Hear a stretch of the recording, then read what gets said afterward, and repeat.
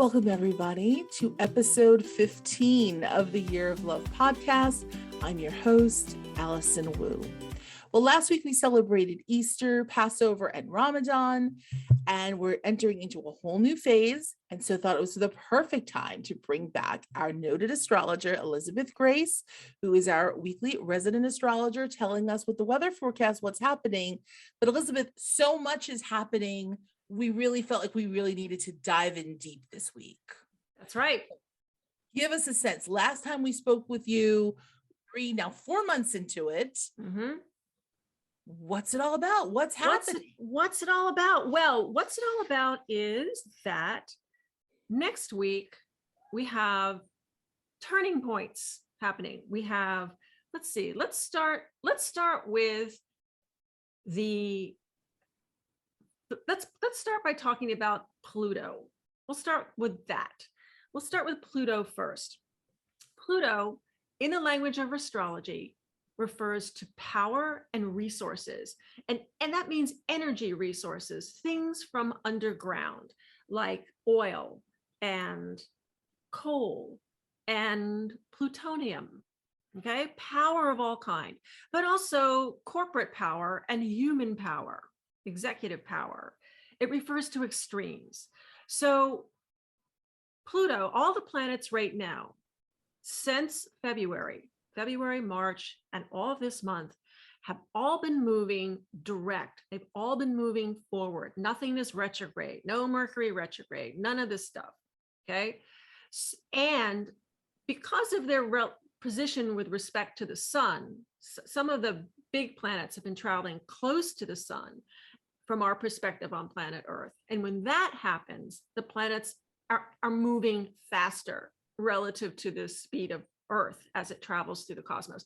So as we had in 2021, in February, March, and April, things seem to be moving at a breakneck pace. And we've had that similar experience through the first few months of 2022. You can set your watch by it, right? Everything is moving forward. Things are moving fast. So next week, we have Pluto, the first planet for the rest of the year that is, from our perspective on planet Earth, slowing down and appearing to come to a standstill in the sky. Obviously, it is not actually stopping, but from our perspective, it looks like it is. And it will move retrograde, start to move backwards to retrace its steps on April 29th. So what does that suggest in terms of our experience on planet Earth? When a planet is slowing down, appearing to slow down, it becomes a focal point.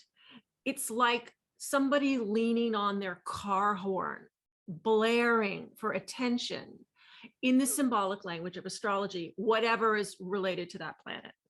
Okay, you with me so far? Yeah. Any totally. questions? Okay. So Pluto refers to power, energy resources. It is traveling in the sign of Capricorn, which is the establishment, the powers that be. So we are likely to see over the next couple of weeks, because as Pluto slows, goes retrograde, and then the week after that, a huge focus on this corporate power and resources. Okay. Very interesting. Well, we're already seeing some of that with some of the news about Disney and the governor of Florida revoking Disney status as one of the largest entertainment companies in the world. So you're starting to see the vibes kind of bubbling up. It'll be very interesting to see what their response is to this. Exactly. Corporate. Yeah. And that actually is tied to another pattern, which we can get into later like that. But yes, but corporate power and does Disney, how is Disney going to respond as a corporate entity to this power grab, this revoking of this deal that Disney's had since 1967? How will it respond?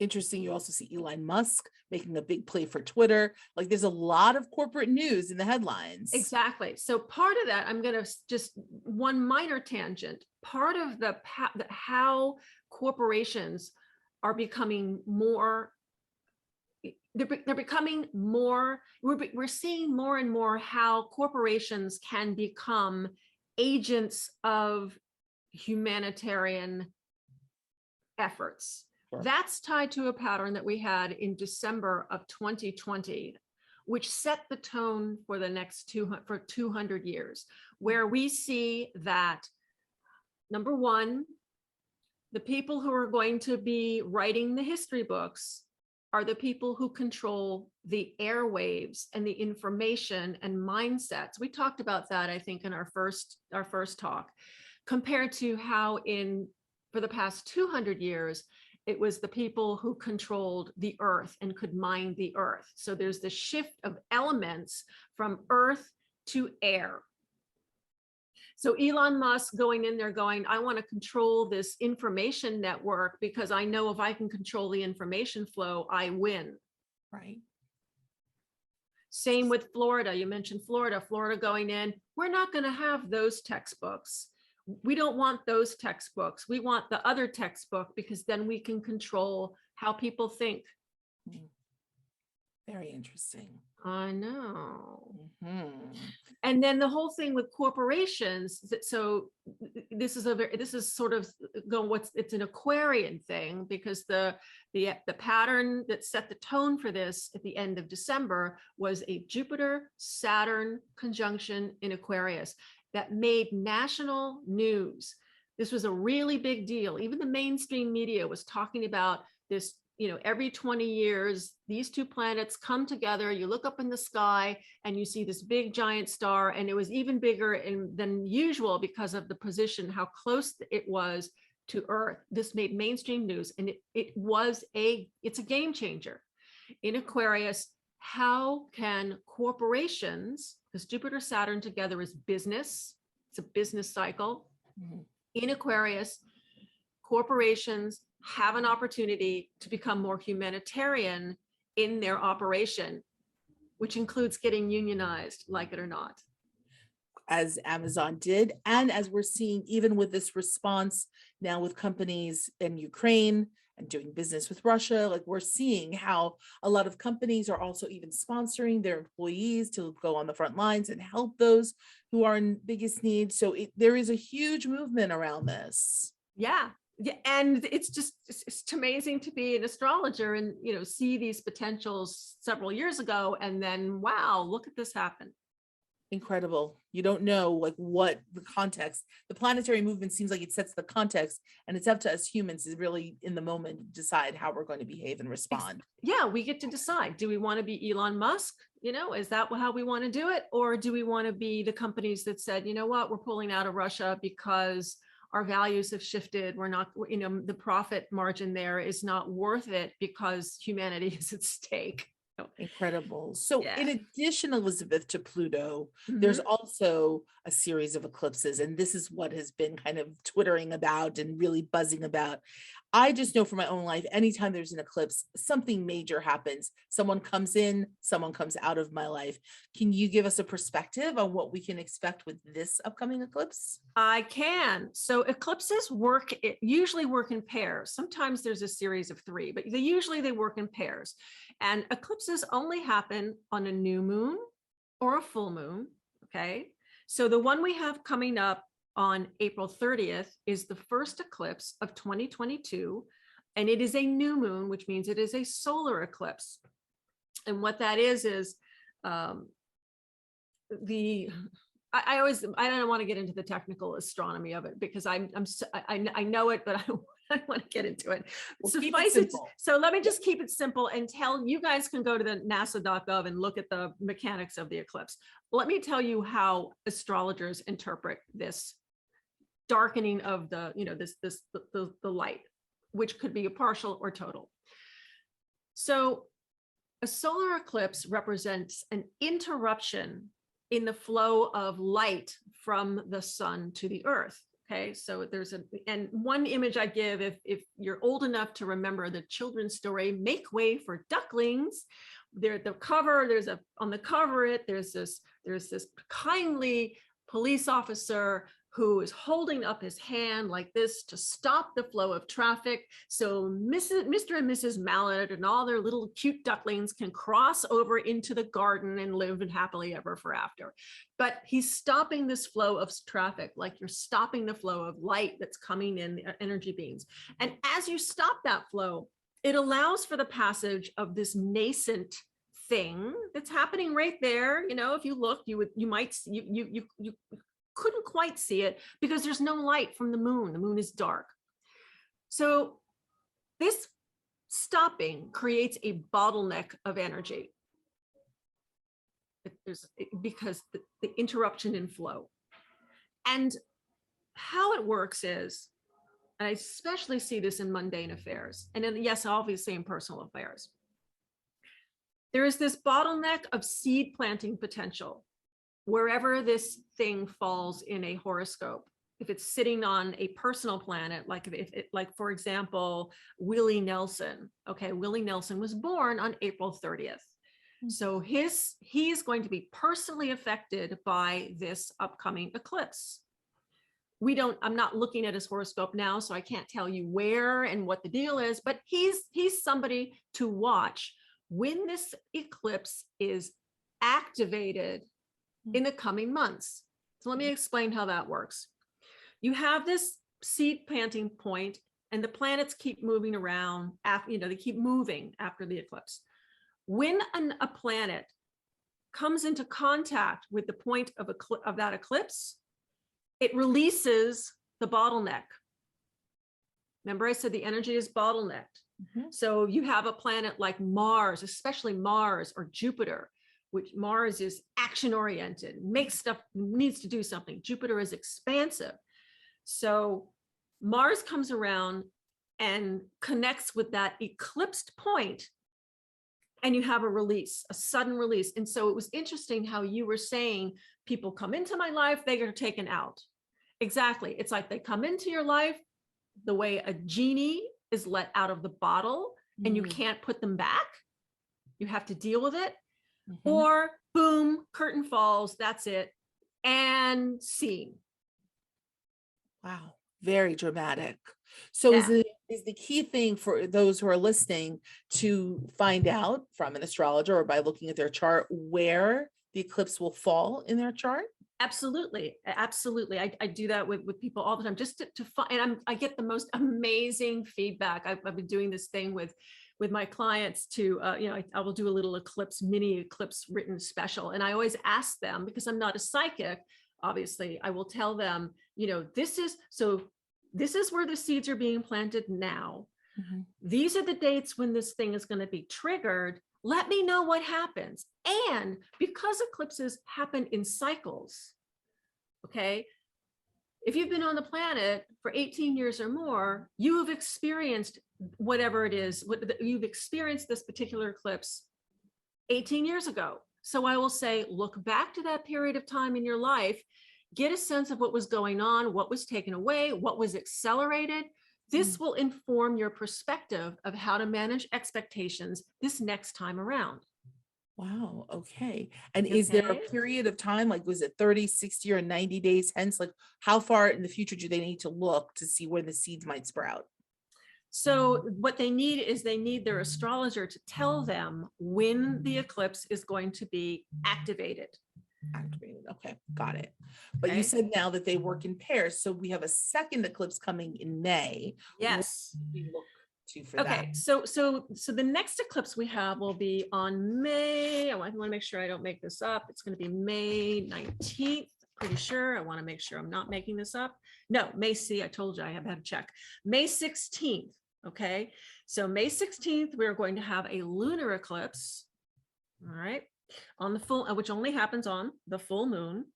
And what's interesting is that this particular eclipse, which is going to happen at 25 degrees of Scorpio, that's where the moon will be, opposing the sun at 25 degrees of Taurus. Now, just for reference, there are 30 degrees in each zodiac sign. So if you were born 25 days into your sun sign, if you would know, your astrologer can tell you, you're going to be personally affected by that eclipse. For example, Queen Elizabeth the part of her horoscope, the part of her horoscope that refers to her reputation, her professional status, that point in her horoscope is 25 Scorpio.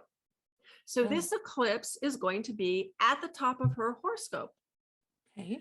She's had this before. Remember, I said eclipses repeat. So, what we could do is we could look back and see what was going on in her life the last time this happened, and the time before, and the time before, and the time before, because she's been here for so long.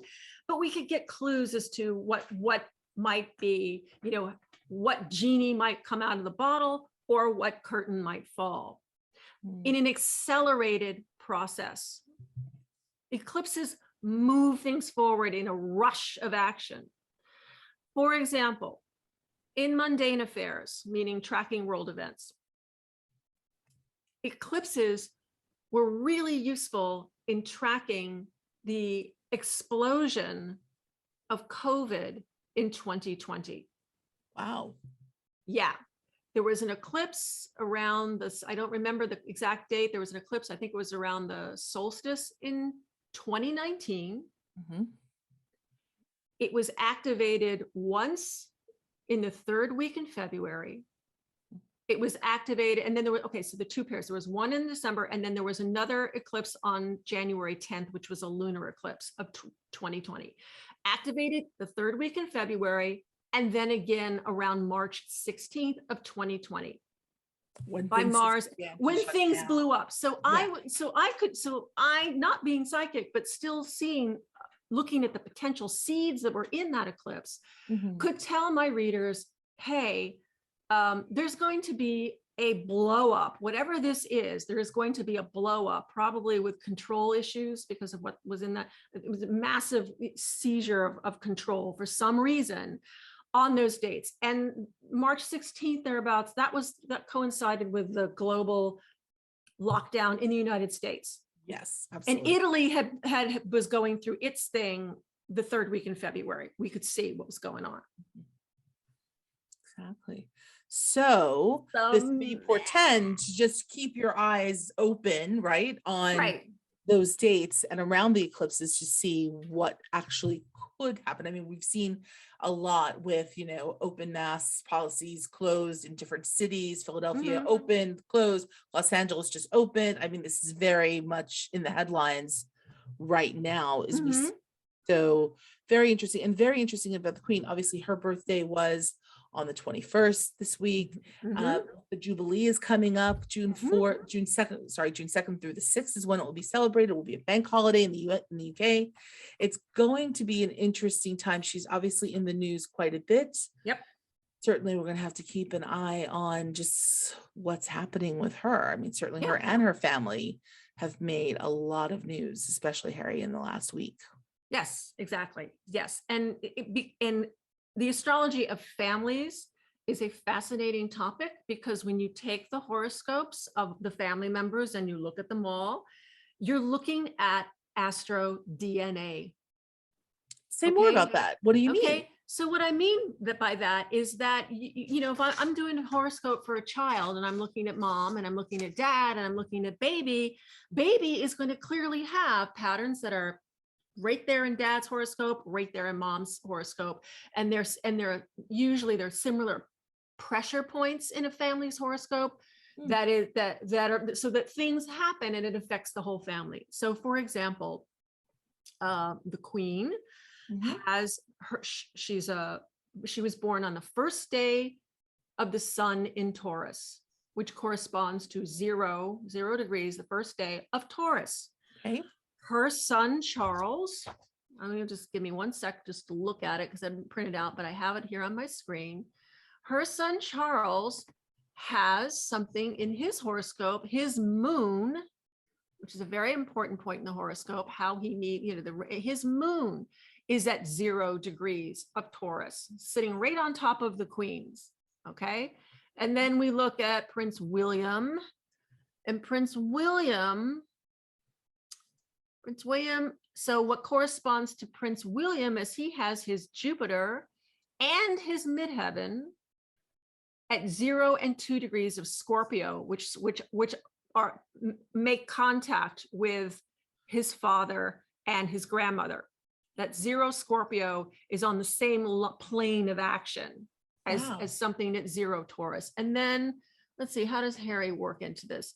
Does Harry have anything? Well, see, he's the guy who doesn't really have to be so invested because it's not his job, but his Pluto is at 0 degrees of Scorpio.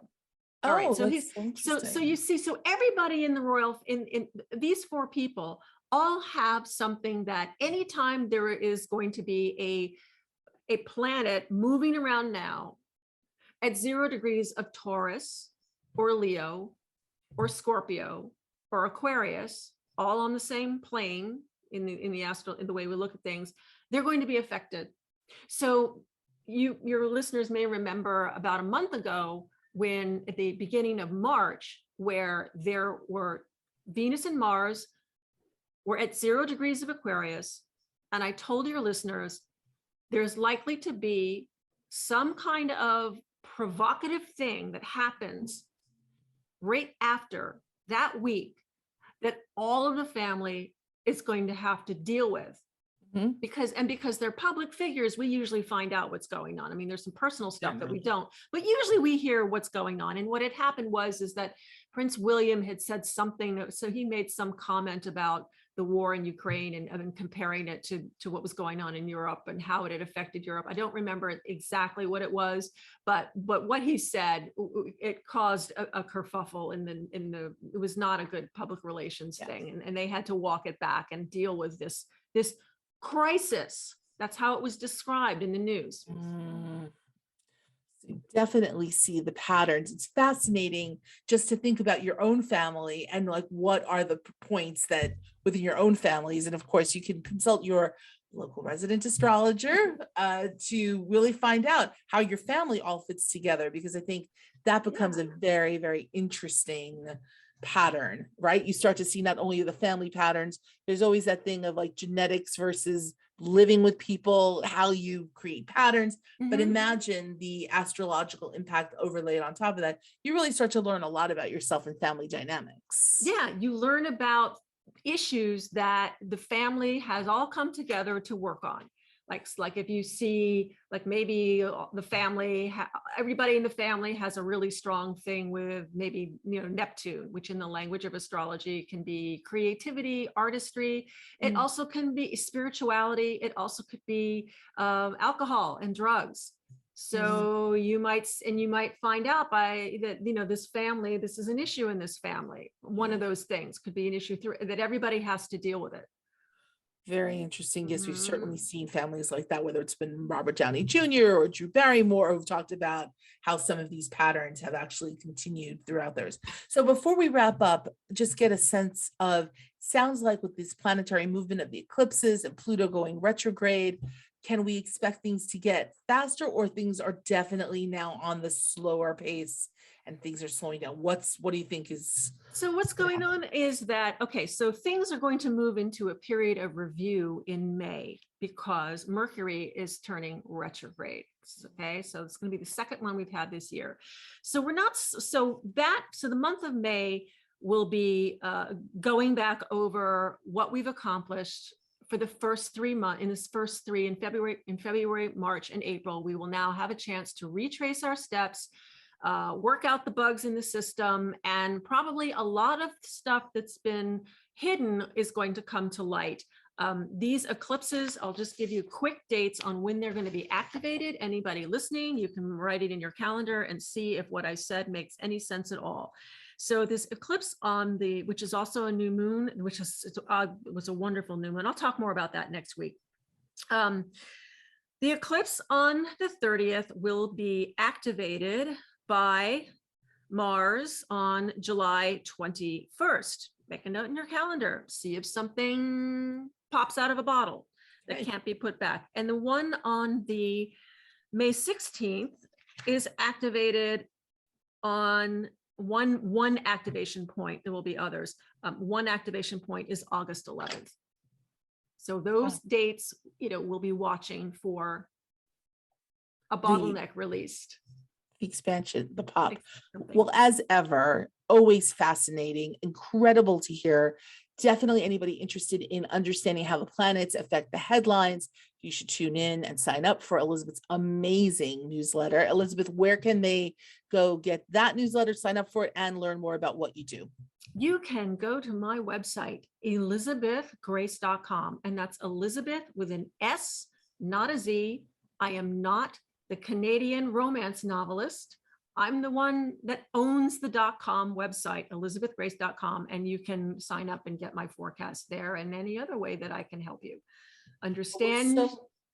We're so lucky to have you. Well, thank you. We're so lucky to have you as a contributor to this podcast on a weekly basis, just because really feel strongly that, what happens in the heavens affects us right here on Earth. So as above, so below. Couldn't have said it better. Elisabeth, thank you so much for your everything. Thank you, Alison.